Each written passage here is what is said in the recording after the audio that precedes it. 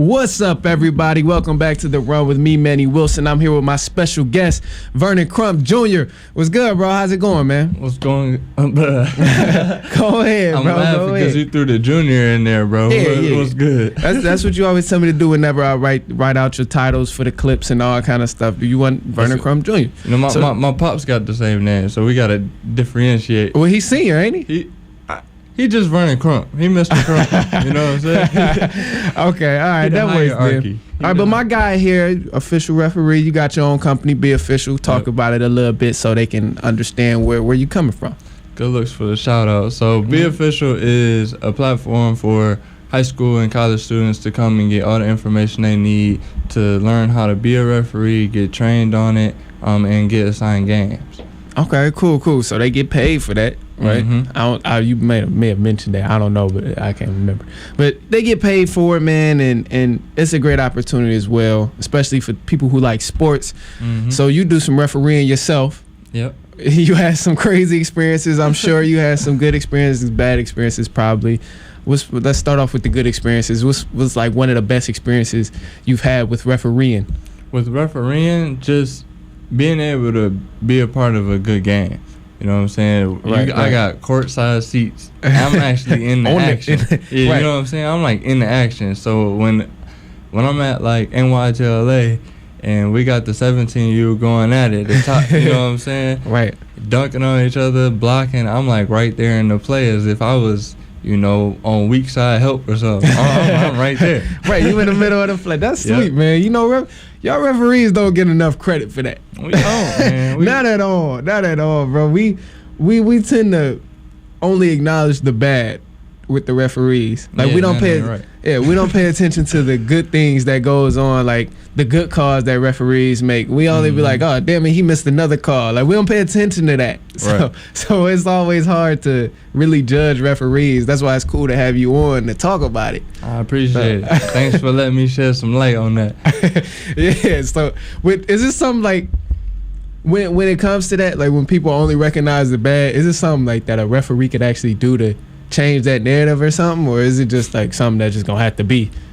As of right now, it kind of is what it is. I feel like the way to change that is to just, you know, talk about it and just make our voice be heard. So we gotta get more refs out here being vocal about just different aspects of officiating. Okay, that's cool. Now we done heard stuff too in the past about referees being paid off for games in various sports. Tim Donaghy was one of those players, or one of those referees who was taking money to call games a certain way. Right. Have you ever had that opportunity? The opportunity. No. I'm not saying if you did it or not. Have you ever had the opportunity? I haven't had the opportunity and don't anticipate being in a situation to have that opportunity. Yeah.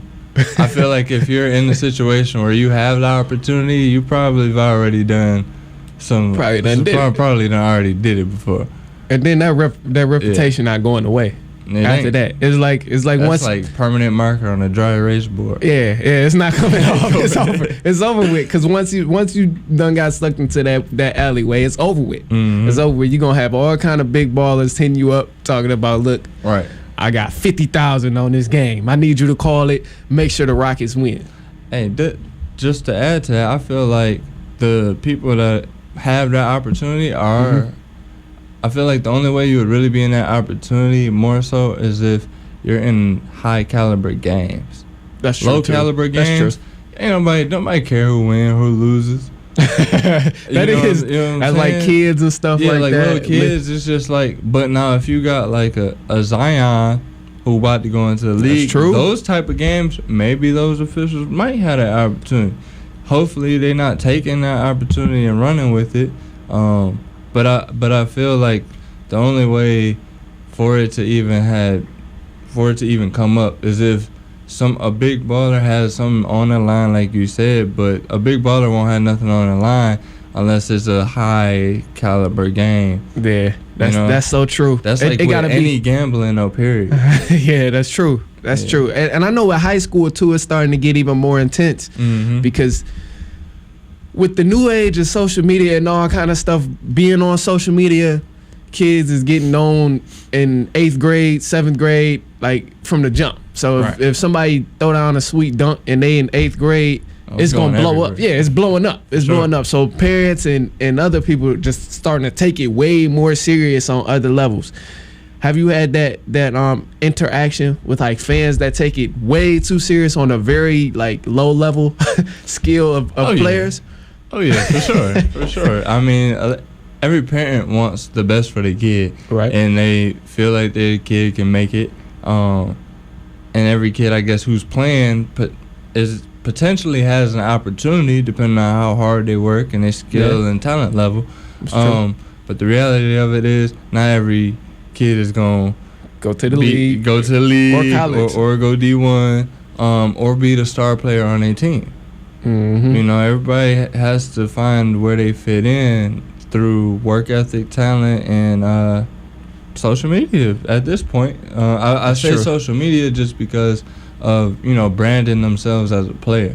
Yeah, yeah, that's so true. Because it's way more than just or on the court at this point, especially now. Like we was just saying, with media, it's way more than just off the or on the court. Is you got to take in that factor of being off the court, what they do at home, what kind of stuff is going on that way.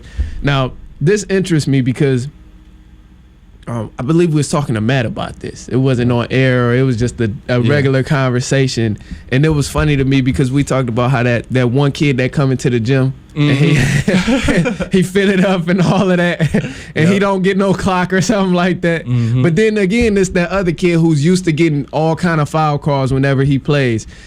Are you leaning more toward like the cause, or what's like your mindset when you're about to referee a player who's used to getting all of these soft calls, or just used to crying, I guess? Well, I guess going into the game, who like the players are. You know what I'm saying? If you're about to officiate a game with a top-notch player, you know who they are, just like everybody else does. But you don't necessarily know if they used to getting all these calls. You know what I'm saying? Yeah. Because well, can you tell? Like as the game progresses, though. Like, can you tell like if they crying a lot every time? Are they just falling on the ground, doing a little bit too much? I'm not gonna hold you up and be blatantly honest. A lot of kids cry babies these days. Everybody crying. They want to call. You know what I'm saying? Y'all need to get back on D, okay?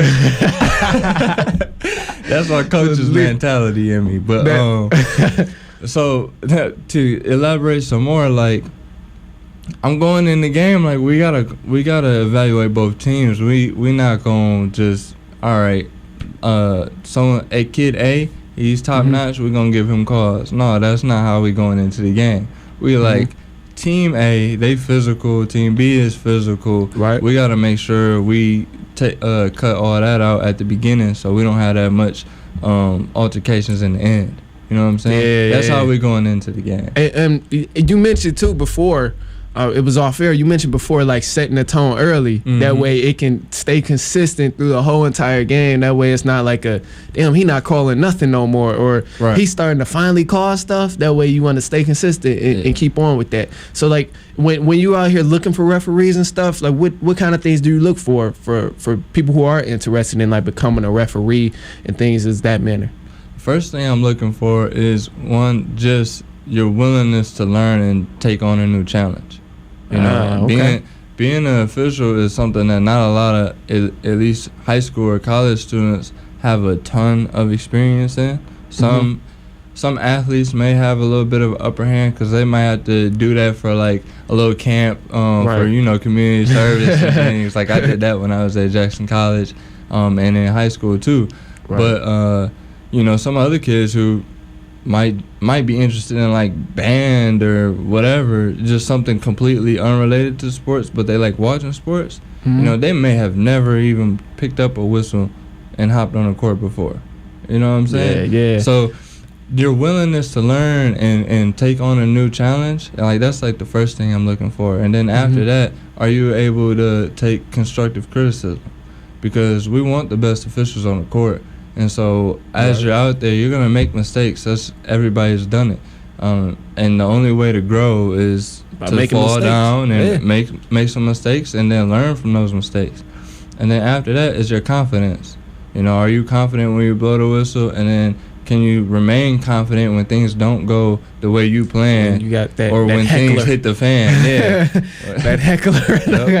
Yep. When mom is out there like, baby Brian, you know what I'm saying? Like, that's my baby. Yeah, she think her he baby is a LeBron when he really not. Right. He's a scrub. Hey, boy, he or she might have potential, but they not the best person on the floor, you know? So you gotta, when you have those situations, can you remain confident? Can you tune that out? And those are things you can learn too.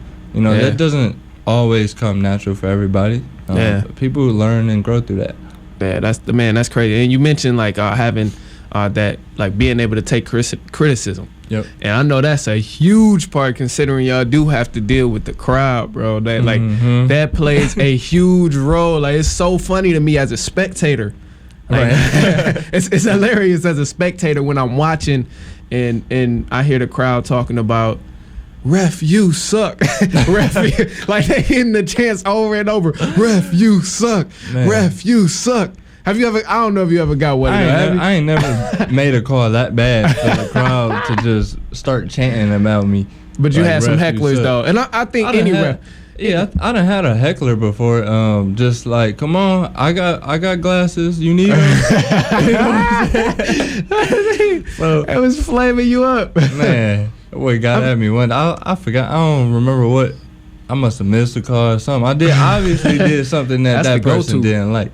Yeah. As a go-to. It's a go-to. You need some contacts out there, ref? You need some glasses? That's like the go-to. Your whistle don't work. That's all. Oh, I heard that one before too. Man, that's the go-to right there. But I mean, it's expected though. I don't think it's a referee out there who's been reffing games at any level really who ain't never had a heckler. Right. That's just hard to believe. That's like, That just comes with the job. Bro. Yeah, that's what anything it is. What it is. For real, that's how it is though. I mean, if you're doing anything, you're gonna have somebody. There's always a hater out there. Yeah, always. Especially in somebody sports. Mad. Sports is it's a different category of hating. Because some people need to go ahead and make that haterade thing real and just only sell that to the haters who be tweeting. I'm gonna deliver it to you. You get a box that show up on your porch. Yep. In a note, you was hating last week on that. This is what was going on. I read your tweet. Yeah, just give them the tweet and a box of haterade. Yep. I think it should work, man. I think it should work. But we got to move on to our next topic, man. We're gonna keep going. I appreciate you coming on. Where can people find you if they want to join the Be Official movement and become a referee? Check us out on Instagram, Twitter, and YouTube at Be Official MVMT. We got content coming out consistently, and a website coming soon with the same domain, Be Official MVMT. So that'll be launched soon. Okay, man, that's great. Well, y'all know where to find me. On Instagram, it's The Run Podcast. On Twitter, it's at IamMannyWilson. And on YouTube, it's at IamMannyWilson. All right, man, but we're going to move on to our selection. Thank you for joining me, man. All right, thanks for having me, bro. Appreciate it.